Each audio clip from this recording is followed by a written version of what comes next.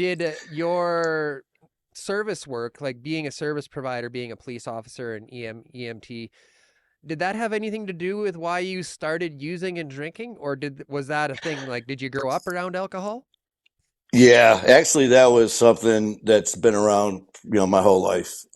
It started off fairly young, just like a lot of people when you're in your teens, just sneaking downstairs behind, mom and dad's bar, and uh, started probably when I was about 15, and then just from there progressed. Mine wasn't really, jumping right in. So like mine was a slow process because I was involved in sports and everything like that.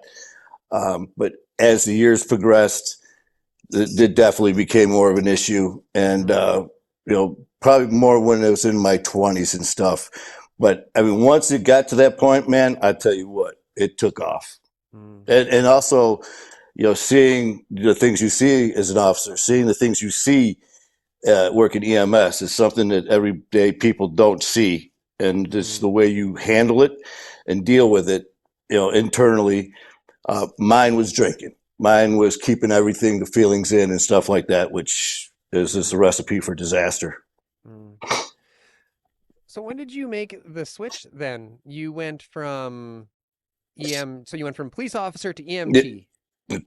yeah, And then and and then you went from that, did you go straight into the club, or what was that like?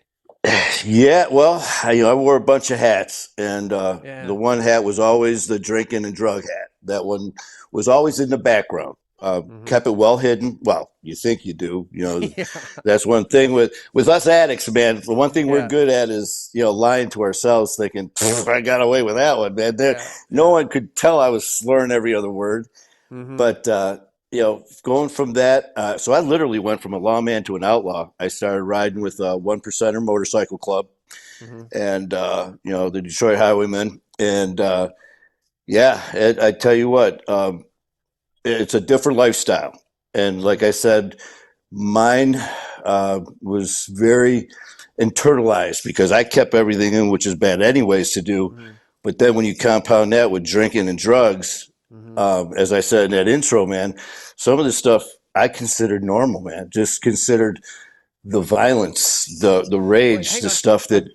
I'm still trying to understand something here. How, because like when you Mm-hmm. were when you were a police officer, surely you dealt with activity that, like, you saw that some of these clubs were engaging in, like, sir, and as an Yep. EMT, you probably saw some of the fallout from the activities that these clubs were engaging in. Yep. How did you go from one side to the other? Like, what happened up here? I'm just trying to understand how you would just like do a complete 180 like that. A lot of it was from drinking, man. A lot of the stuff that was going on behind the scenes that no one sees because you Hmm. hide it so well. I had a lot of, the drinking and all that with the police department, obviously, is something, you're enforcing law.